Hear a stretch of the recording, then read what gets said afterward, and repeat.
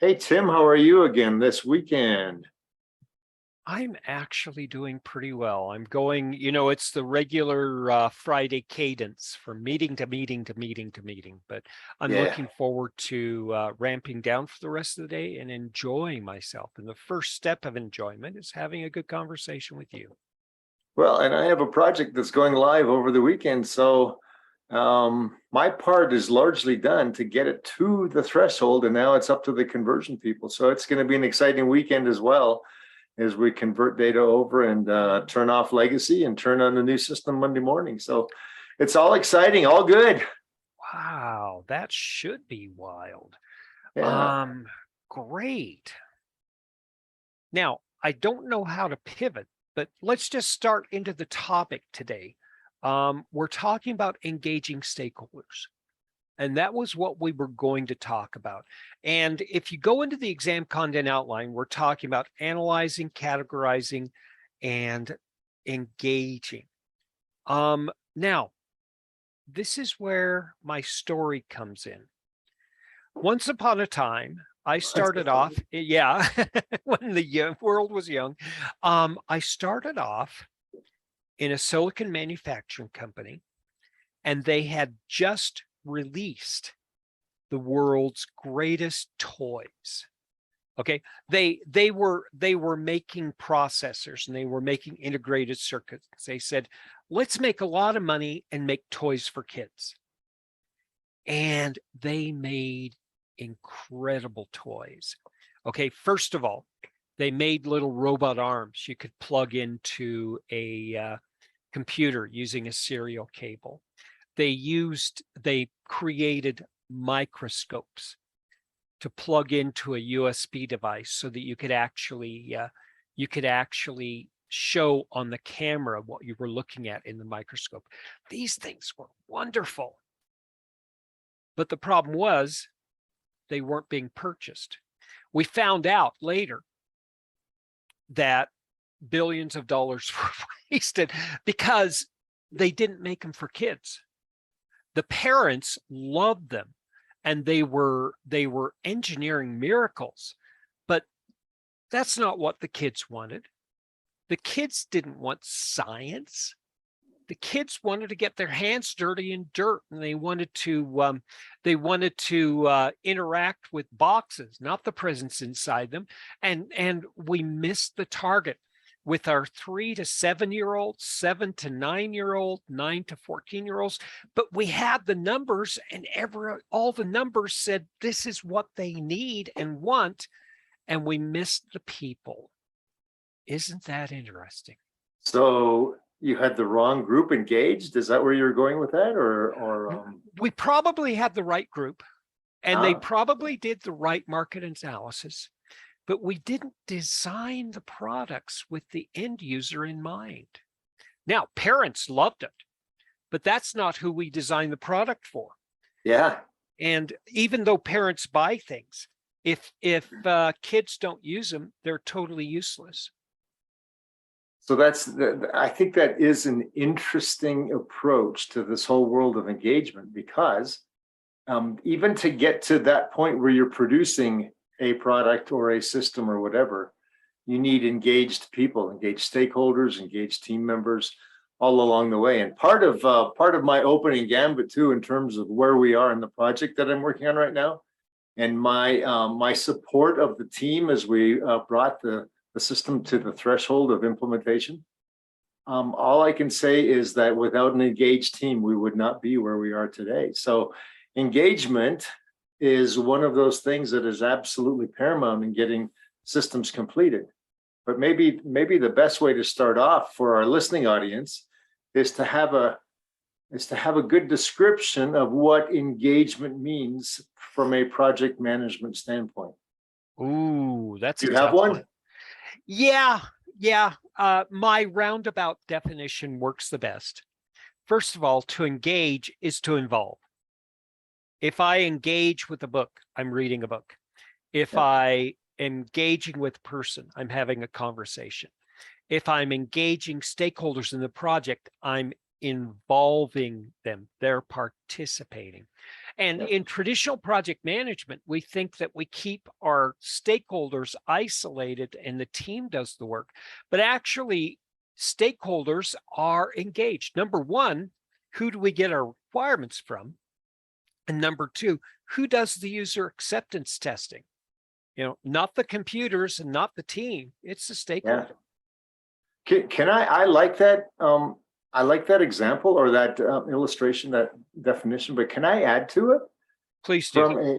Because to me, engagement is almost like the next step.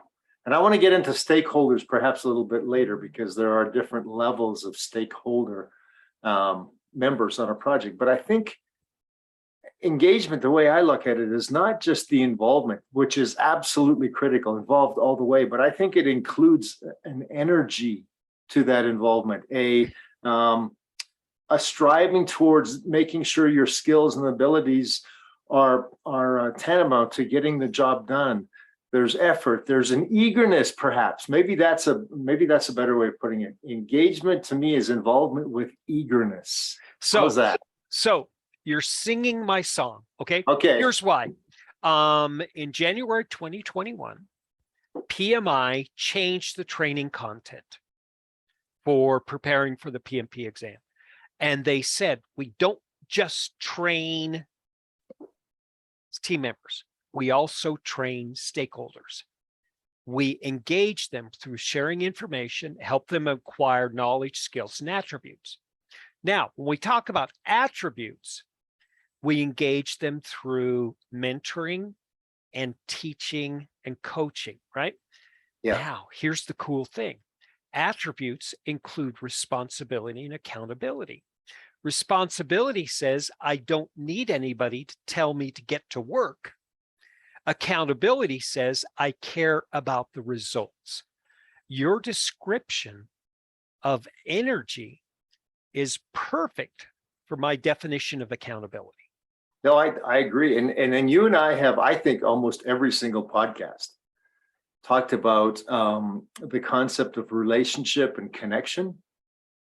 I think that engagement comes from making sure that you are connected and that you are, in fact, developing those relationships with the most critical stakeholders and those who perhaps just provide a glancing blow to your project. But still, there is that connection and that relationship building.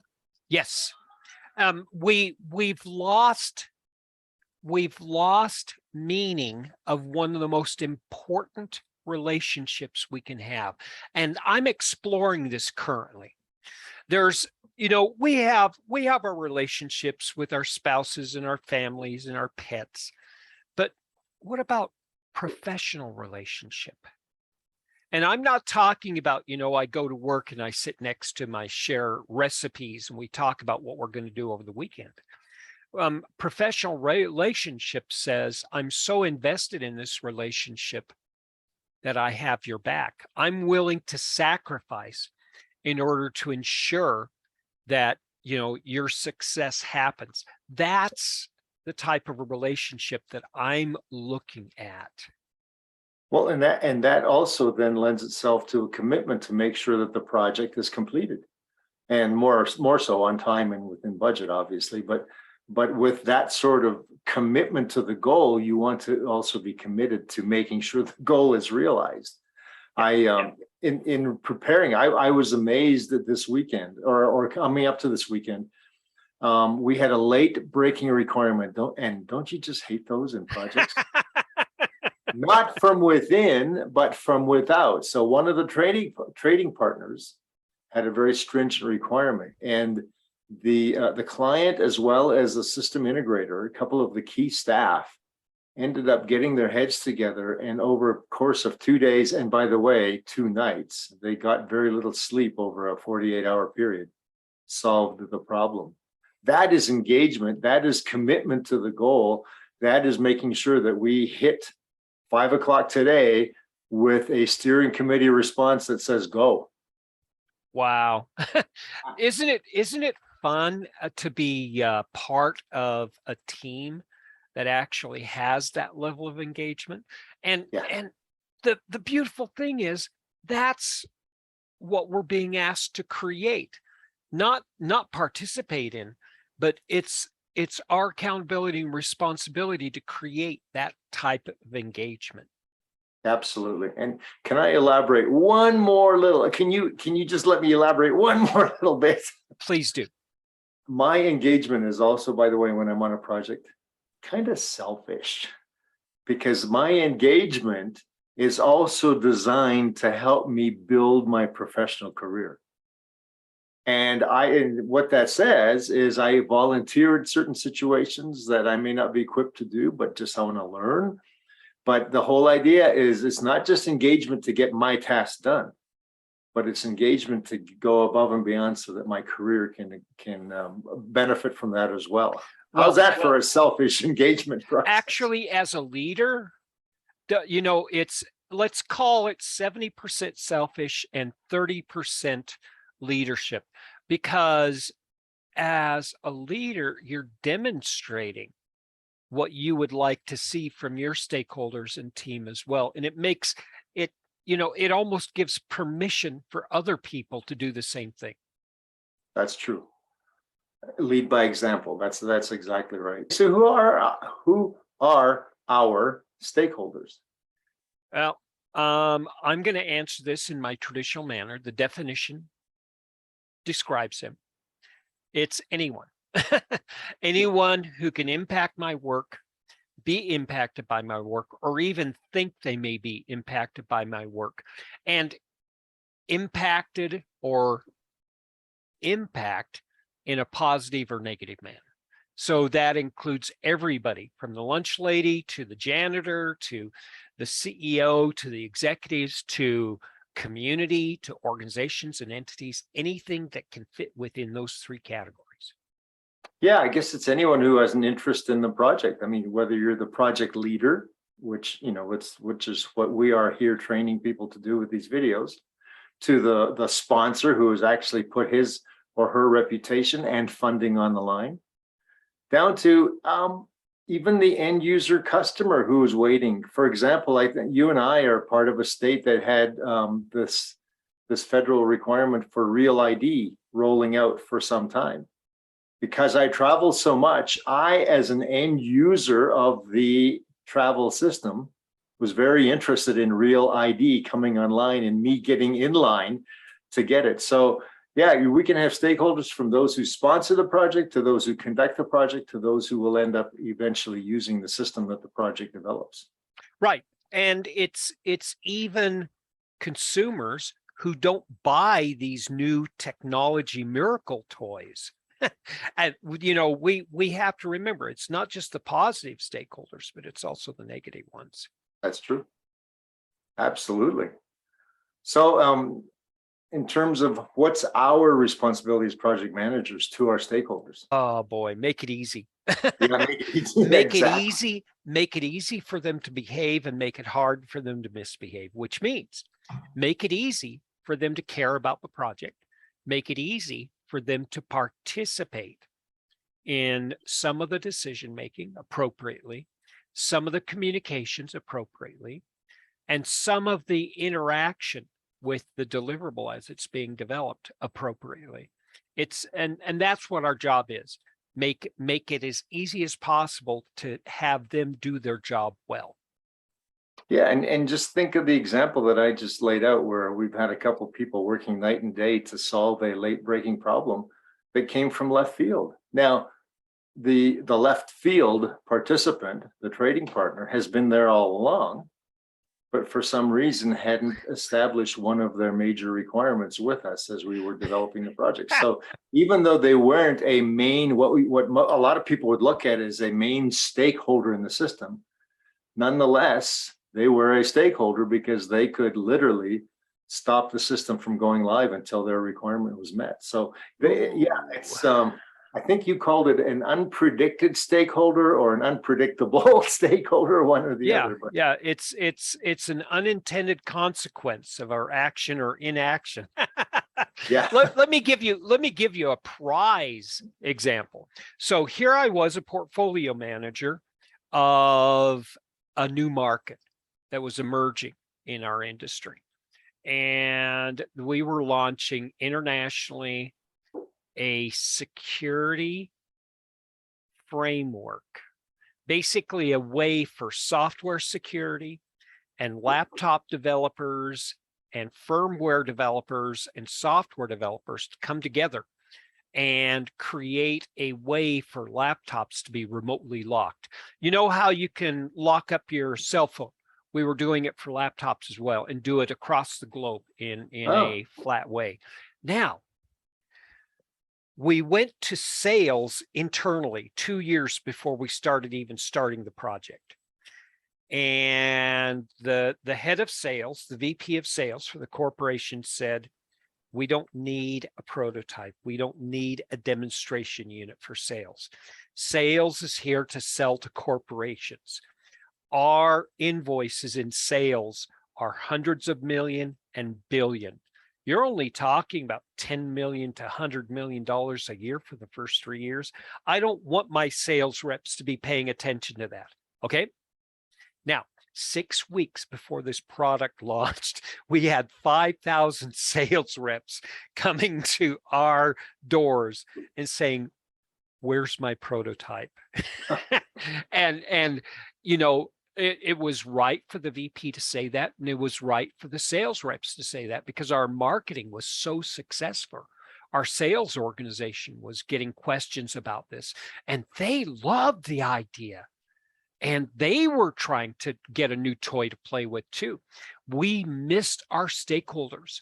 And so, like your project, there were entire weekends where people lost sleep in order to take one of our late prototypes and develop it into a working unit that sales could use for demonstration. It was, I was so frantic for that time. So that's a good example. So your VP of sales was probably a primary stakeholder, but you had 5,000 constituent salespeople who are also stakeholders and also dependent on the product that you were delivering. So yeah, the balance that we as project managers, that fine line that we have to walk sometimes between two, I won't say competing, but two sets of inputs that aren't necessarily coalescing. So yeah, the problem is you can see how they constrain each other. And then when I start prioritizing my stakeholder, which one is more important? Well, at the beginning of the project, it's the VP. But near launch, it's these guys that I wrote off and said they're not important. And so we can't write off anybody. We may not write them off permanently, but we need to actually deprioritize them and come back to them later. Go ahead. So these complexities are making my head hurt. Oh yeah. Because your VP, in the example you're using, the VP of sales had an inordinate amount of influence over the objectives and priorities of the project at the outset. And he believed, and so did you and your team believe, that he or she continued to have that influence over objectives all the way through the end. And then you missed you missed the ones who were primarily at that point the major influencers. So yeah, I can see, I mean, think about that. At some point, we have to watch that shift as project managers and sense where that occurs and be able to handle both sets of stakeholders in your example with sort of a fine balance and yet get the objectives met. Fine. This is something that we all make mistakes on, and we all course correct throughout the life of these major projects. Yeah, I had an example not quite as drastic as that one, but I had one where we had diligently come up with a stakeholder matrix and look to see who was major influencers, who were minor influencers, who were ones who would promote the project and contribute to, who were ones who just needed information and every once in a while would answer questions. I mean, we had the whole thing laid out. And in the middle of the project, as we were finalizing requirements, from nowhere came a new stakeholder that no one had thought of. Fortunately, it was still during requirements and not further down. But we had found out that our eventual end user customers were part of a very powerful union. And the union got wind of the project. I'm not sure why they weren't brought in earlier, but they caught wind of the project. And the first assumption they made without asking is that this new system was going to put a whole bunch of their unionized workers out of work.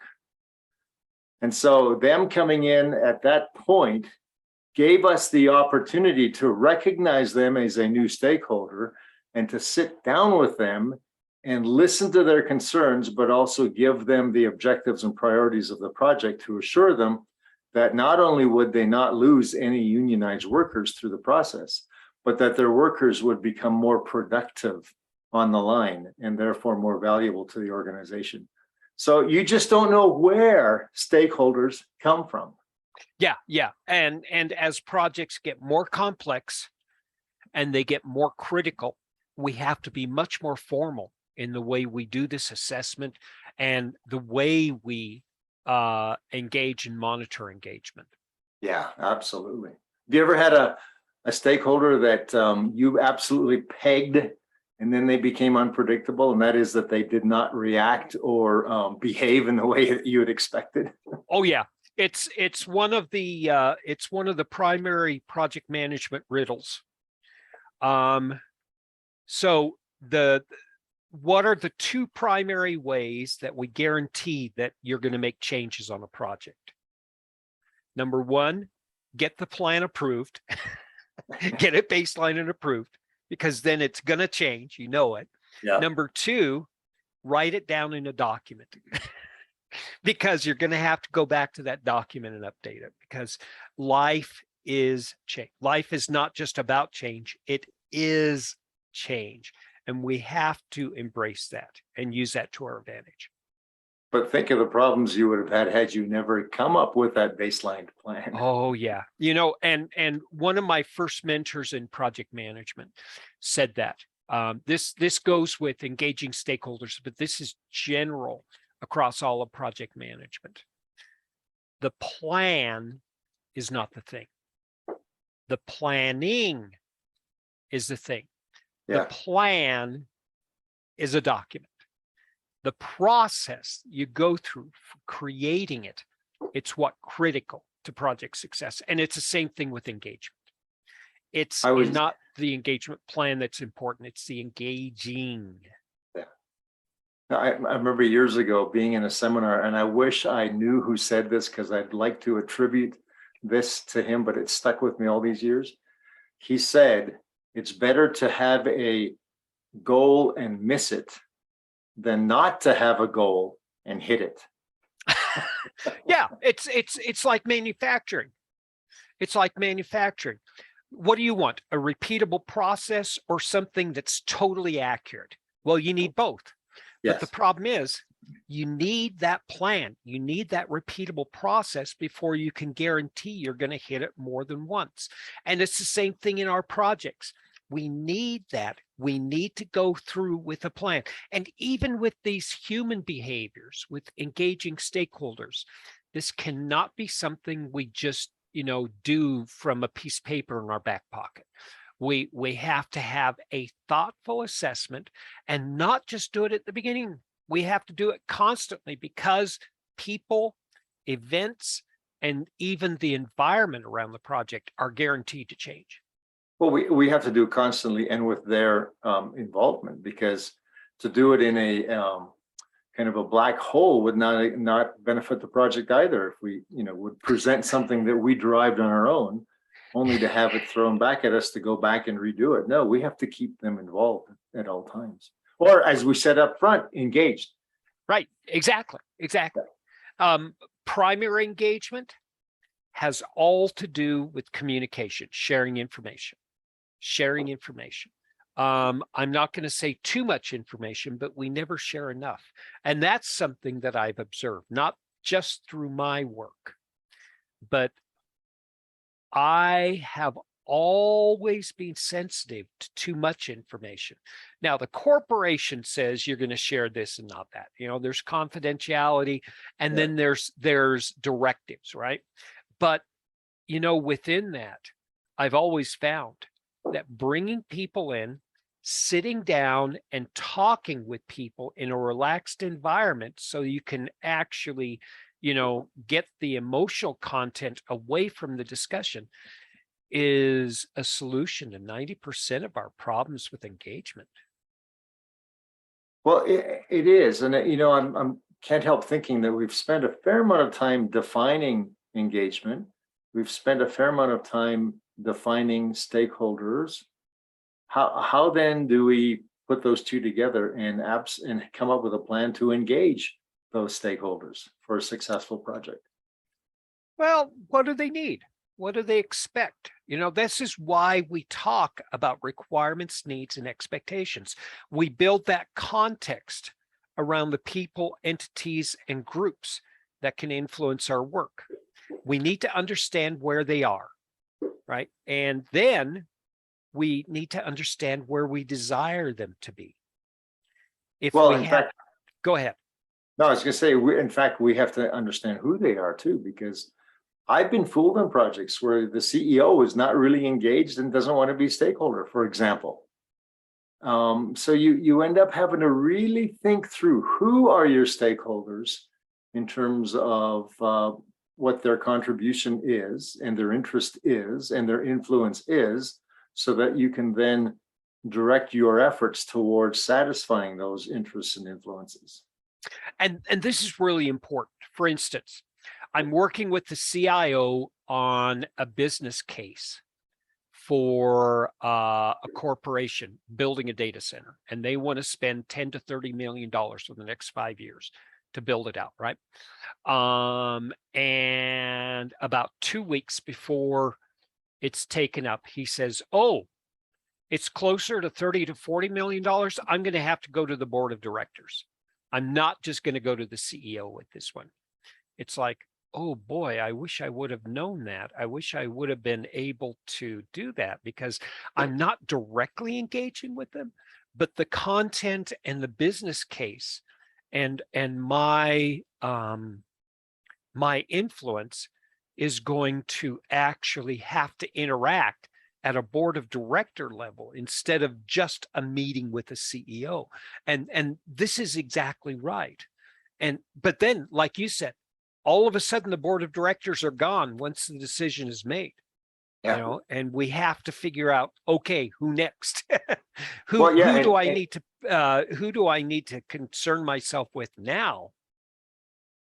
and even in that example, had you known earlier, you would have prepared your presentation materials for a different audience that the stakeholder could have claimed as their own when they went to the board of directors to present that. So yeah, there is benefit and merit in training our stakeholders. Training is a bad word. In engaging them in such a way that we can kind of coach them along as to what would benefit the project, as well as how we can benefit them and their efforts. Right.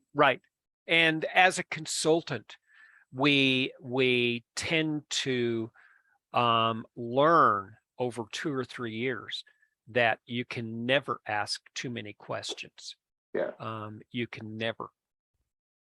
One of the other thoughts I had as I was kind of thinking through this, how do we engage stakeholders? One of the things that I learned quite by happenstance and by happy surprise, actually, was when I was working on a project in Hawaii and was able to get involved at the stakeholder level very quickly, because that's the kind of people they are.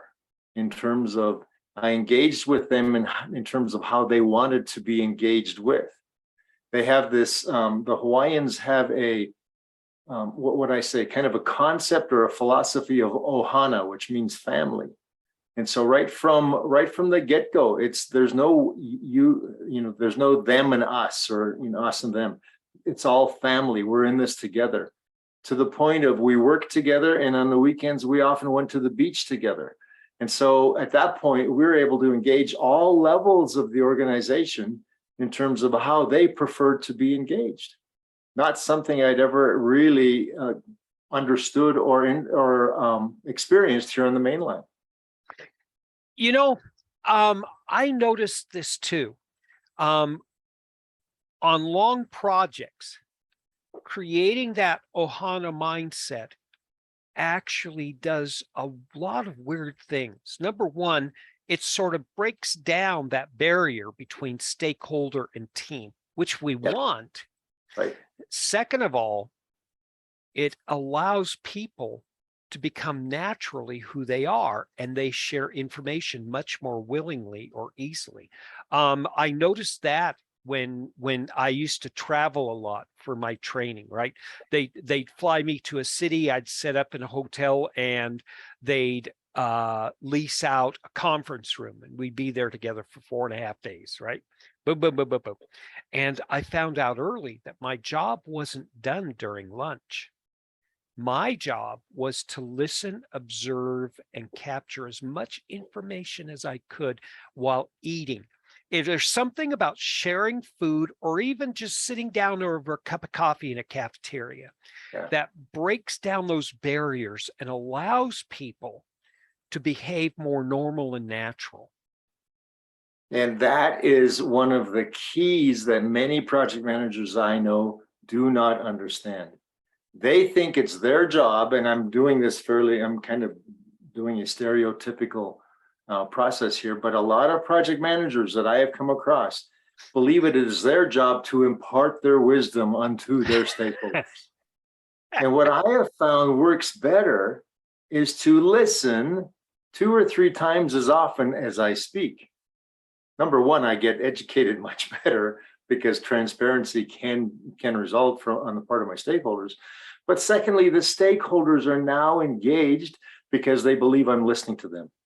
Now, this is actually further emphasized by Peter Drucker. He says, if you're the smartest person in the room, you're in the wrong room. That's right. Yeah, you can't forget that. And the major strength of a leader, I'm not talking about manager, I'm talking about a leader, is their ability to utilize the wisdom and the knowledge of around other people. And that's one of the primary ways we interact with our stakeholders. The other thing I found is that you say what you mean what you say, and then you do what you say and mean. It's called integrity. It's It's part of being civil, right? It's part of being civil. Now, and go ahead. I was going to say, people want to engage with that sort of person. They want to make sure, because they believe, and rightly so, that you now have their interests at heart. I had many sponsors who've told me, I don't like what you say, but I can trust you. Yeah. Yeah. I give my sponsors, my stakeholders, sometimes painful information, but it's not in order to hurt them. It's in order to help them understand what their roles are and what they are saying, to help them clarify, to be able to give them what they need more specifically. So much so, yeah. Yeah. But so how do you determine how to engage stakeholders? What are the metrics and the data that you collect to determine, oh, this is how I'm going to interact with this group or with this organization or this person? I'm smiling because you ask me a similar question to this almost on every podcast. And I almost invariably say, I don't use numbers as much as I use my gut. There you go. But think about this.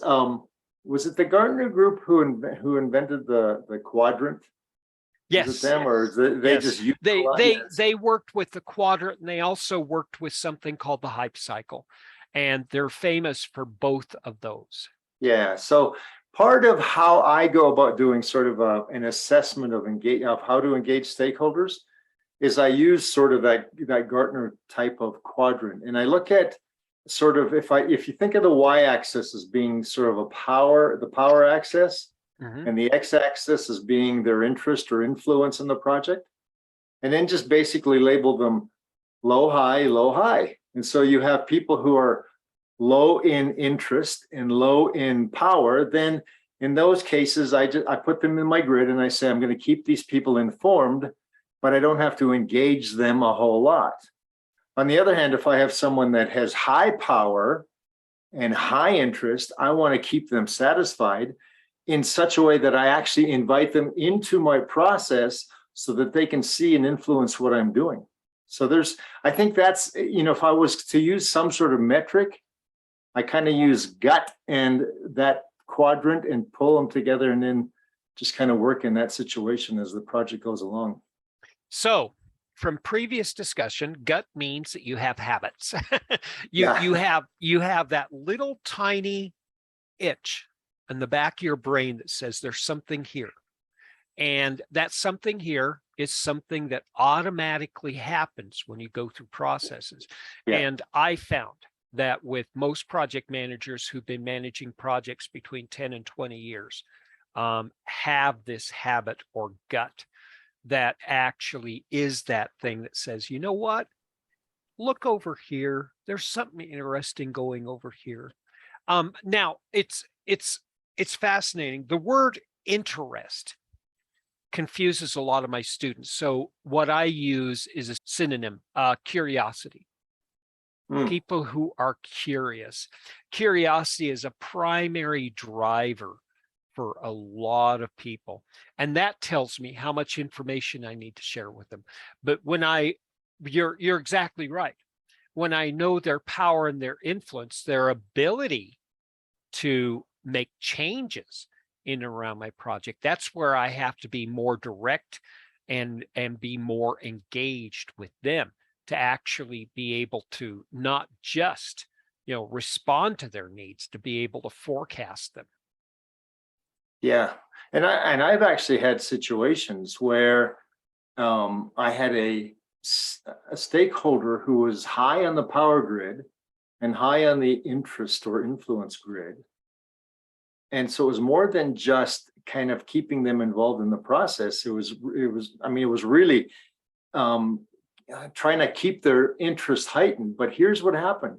In one situation, that interest began to wane as time went on. And as our steering committee meetings became more boring. By the way, there's nothing wrong with a boring steering committee meeting. That means things are going well. That means things are progressing as expected. But as the project went on, he became less and less interested. He still had the power within the organization, but Right. He had less interest. And so I then had to develop a plan to re-engage him. So you always have to, you can't just peg somebody into a slot and say that's how they're going to behave forever. You have to be able to watch closely, manage closely, keep people close, but also observe at all times, communicate much at all times, and progress from there. And that's where I turn to my students and I say, there are going to be 3 documents that you open up every day. You open up your risk register because they're going to change. You open up your issue log because that's going to change. And you open up your stakeholder register because that's changed. Stakeholders will constantly change. No, that is exactly right. I had another situation. I want to tell this because it's a fun one, where we had it was a government organization. And so we had one of the deputies, so very high person in the organization of a very large government department.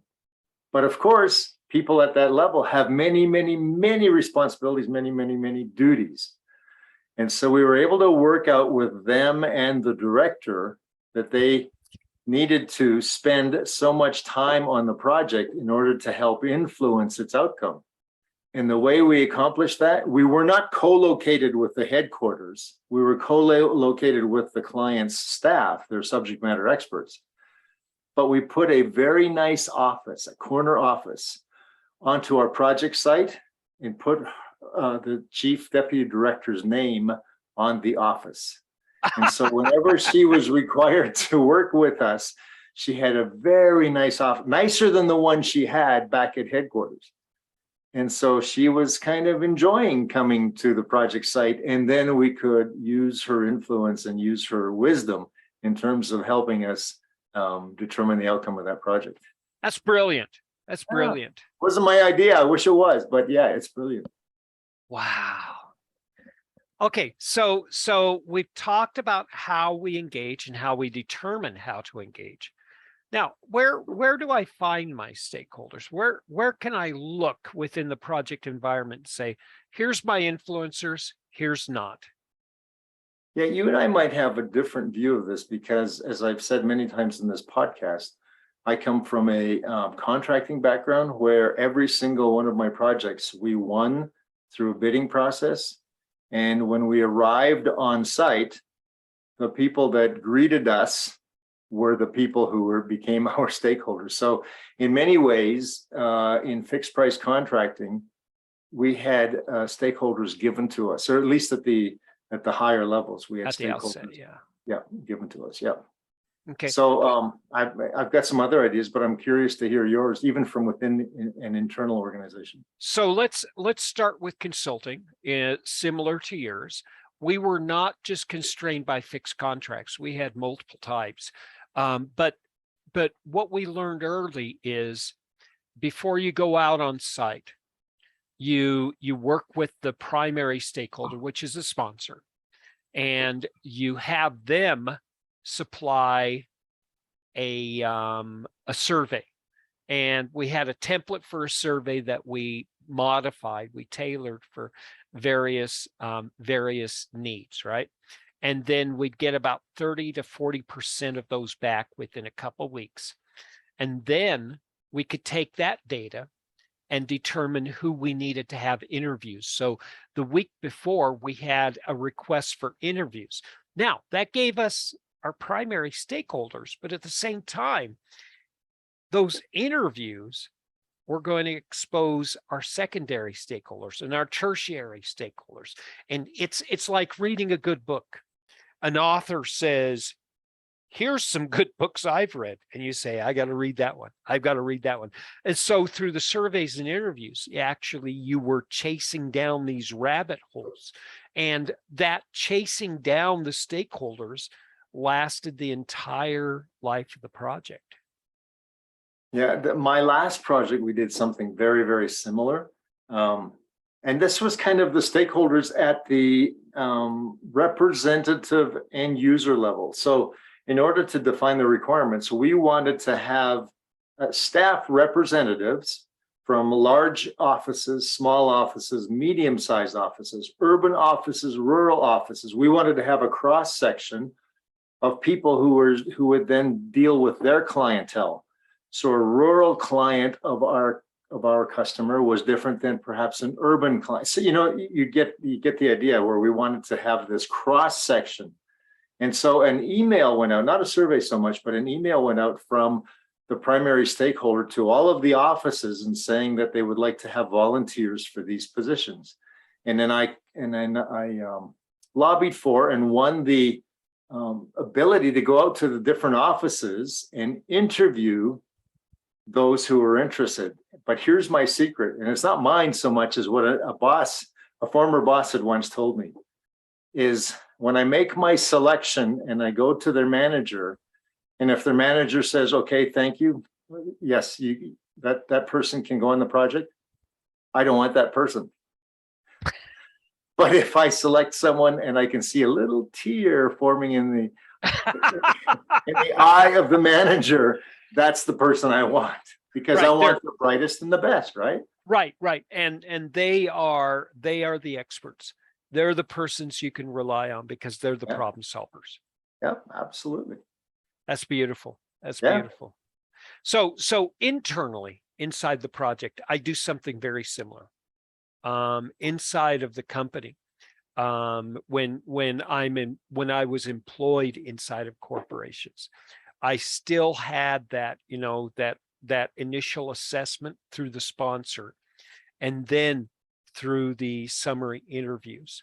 Don't need so much of a survey when you're going into an unknown company, but you still need that assessment, and then you need to continue it, because again, whether it's an internal or external project, your stakeholders are going to change, both in number as well as interest and involvement. No, that's right. And I've also been in situations where a stakeholder maybe took a career move or something. So rather than go recruiting someone else, I asked that person who is leaving, say, who would you now recommend to take your place? And so a lot of times a stakeholder would recommend a stakeholder. Right, exactly, which is the best of all worlds. Absolutely. Right. So the last question I have for both you and me, and this one I do struggle with, how much time should I spend working with stakeholders compared to working with the team? That is a good question. And I think the higher level responsibility I had on projects changed how much time I spent with the stakeholder. So when I was day to day, elbow to elbow with my team as a team lead, I spent more time with my team and less so with the stakeholders. Probably more with the stakeholders who were given to us as subject matter experts, less so with the higher level in the organization. But as I took higher level positions of responsibilities as project director and that sort of thing, then it became incumbent upon me to probably spend almost as much time with key stakeholders as with my team. Yeah, and this happens as projects get more formal, more critical, and larger and more complex. Number one, you're going to have to delegate more and more and more and more and more. You're going to rely on team leads more and more and more and more and more. Yeah. And you want to be more strategic. And that's where the role of a true leader can actually create great success, even more success in a critical, large, complex project. Where doing a small project informally, you may not need all that human infrastructure. No, that's exactly right. And then if I can go back to that grid that I tried to explain with the XY axis, I think that also can help me assess how much time I need to spend with whom. So again, someone with high power, high interest or influence, I purposely spend more time with them, not only engaging with them in terms of understanding their needs, but having them engaged with my team to see how, to kind of lift back the covers transparently and show them how it is that we're doing. On the other hand, if I have someone with perhaps lower power and lower interest in the outcome of the project, I would spend less time with them and make sure that they're informed in areas that they do have interest in, but would probably spend less time, because after all, time is very valuable, especially on projects with fixed end dates. Yeah. And this actually, continues the theme that we've been discussing throughout this entire show. The analysis of our stakeholders is not just looking at people and saying, I think. It's actually collecting data, making an assessment, continuing to monitor, and then making necessary changes based on our continued assessment. It's just like schedule management and cost management and risk management. It's just as technical as the other facets. And this is something that a lot of project managers don't really twig onto until they are pressed into a situation where, the project is so critical and so formal, I can't step away from working with these executives. Well, and as we've said so often on these broadcasts, and especially for younger project managers, train yourselves now to keep those antennae up at all times. Observe, see what's going on. Try to understand the ramifications of that last situation that you witness. I mean, you have to kind of stay on top of these things at all times, because projects are like shifting sands under your feet. They will change. Yeah. And again, a forecast is a forecast. It's not reality. Yeah. And we have to be prepared for the unknown. That's the job of a project manager, is to think about things that nobody else is thinking of and preparing everybody for it. Well, and I recently I had a situation where, as a result of engaging the very senior stakeholder in the project, it came to be that she understood some of my abilities in terms of securing funding on behalf of these types of projects, and suddenly she started using me as her stakeholder to secure additional funding for the project, where she knew that I could do something a lot quicker than even her fiscal staff. So it's an interesting thing, and you have to be able to kind of dance along with the situations as things happen on the project. Right. Right. Once again, it's not just following a plan. It's responding to the changing constraints and expectations and needs of the project. It's a combination of, control and plan as well as change. This is what makes our job so fascinating and so fun. And it is fascinating and it is fun. And you know what's fun is taking a look back at all of the things that I've forgotten over the last 40 years and being able to assimilate them into these 1-hour podcasts on a weekly basis. It's just so much fun reminiscing, not just on the successes, but also on things we could have done better to have been more successful back then. Yes, indeed. Okay. Is there any other final wisdom that you or I can impart? I think we've touched on the high points of stakeholders. We have. Yeah, I think we have. We could have gone into the PMBOK and dug out some fine detail, but people can read that for themselves. I think what people want to hear from you and me is how we've lived this. And that's what I want to try to impart on each of these weekly broadcasts, is how I have personally lived this or seen it lived out. And again, it's not so much to give people rules and policy, but to give them a framework within which they can actually, find their way of engaging. There is the PMBOK that's approved by PMI, but I'm learning, even at this point in my career, I'm learning that each person gets to define their own PMBOK within those standards. And Tim, I don't know if this is true for you, but I've gone back over some older PMBOKs after having experienced more in my career. And suddenly I'm sitting thinking, I know I've done this before, but why is this seemingly so new to me? It's because I have a new perspective. That is the PMBOK that I used, the 200-page long year 2000 PMBOK. It was published in 1996, and I still open that up today. Isn't that fascinating? Because go ahead. No, what's fascinating is that I bet you look at things differently now than you did in 2006. Oh yeah, and 2009 and 2012 and 2017. Yeah. And even with the changes that are occurring right now, it's, when you step in a river, you don't step in the same river twice. Every time I open it, I come back with something new. Yeah. And stakeholders still, I think by the way, the new PMBOK 7, from what I can see, has elevated the project manager's response to their stakeholders in that PMBOK. So, and we're going to have to talk about this sometime. Yeah. But the 7th edition PMBOK is not a project management standard. It's a project standard. It actually goes way beyond. And this is actually something we're going to have to explore, because it doesn't just talk about the project manager.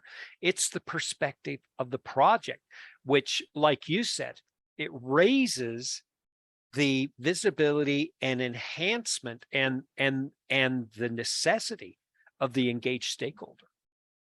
It's all about the people, Tim. Isn't it? All about the people. And on that note, where can we find you this next week? I'm going to be hopefully raising a glass to a very successful implementation, but I do troll out there on LinkedIn to engage with people, and I have various interests, but project management is probably my #1 interest. So if people want to engage even on what they've just heard you and I speak about today, please hit us up on LinkedIn. And the same for me. LinkedIn is my primary tool. I have other places that I interact with, but for, like you said, for professional reasons, I use LinkedIn for my interaction with other project managers. Fantastic. Well, another episode in the bag, and we can't wait. As I've said many times, I can't wait to hear what we have to say next week. Yeah, that will be fun. I think we'll have a really interesting conversation next week. Yeah. One of these times we should talk about time management, but I'm over time. So here we go. Thanks again, and we'll talk to you all soon. We'll see you.